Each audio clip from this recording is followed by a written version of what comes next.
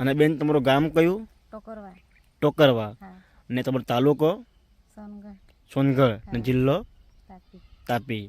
તો અરુણાબેન, જે આપણે અહીંયા તમારા ખેતરમાં ઊભા છે, બરાબર ને, ભીંડાના ખેતરમાં, તો તમે આપણી જે આ પ્રોડક્ટ છે નેટસફ કંપનીની, જે આ આપણું એનપીકે છે, રેપઅપ છે, સ્ટીમરીચ છે અને સેટ છે, બાયો ઘરે ભૂલી આવ્યા કેમ? ઓકે.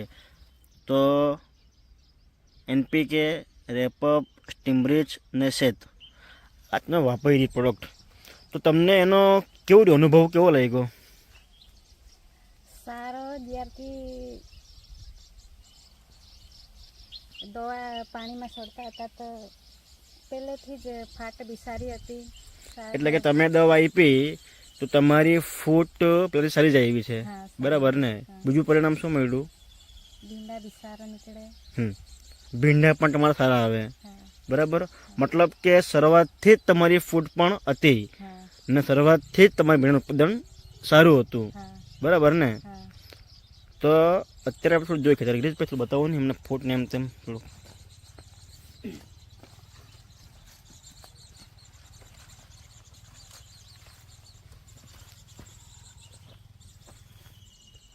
ફૂટ પણ શરૂઆતથી હતી જ. હા.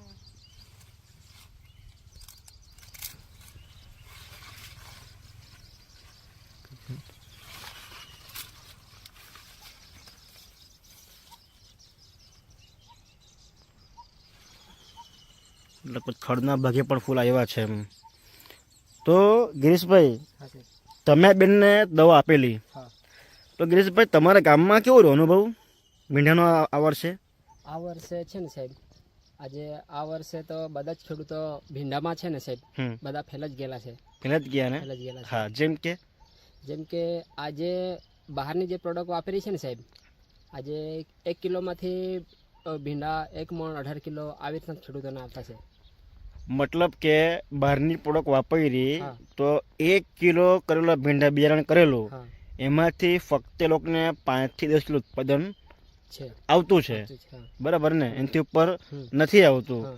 બરાબર ને? હા. ને અહીંયા આવ્યું છે, આવ્યું છે. બરાબર ને? અહીંયા કેટલું આવે અત્યારે બેન આપણે ત્યાં? 2 મણ. 2 મણ આવે ને? મતલબ કે આખા ગામમાં આવું કશું છે જ નહીં. હા. મતલબ કે આપણી પ્રોડક્ટ યુઝ કરી તો આપણું આટલું પણ મેન્ટેન આવતું છે, મતલબ કે 2 મણ જેટલું તમારું ઉત્પાદન આવતું. બાકી આ નહીં આપતું તો ગિરીશભાઈ? આ નહીં આપતા તો નહીં આવતા સાહેબ. નહીં આવતે ને? અત્યારે બાજુમાં જે ખેતર છે ને સાહેબ, પેલા બાજુમાં, હા. ત્યાં 1 કિલો ભીંડા કરેલા છે. હા. ત્યાં 7 જ કિલો નીકળતા છે. બાજુના ખેતરમાં જ?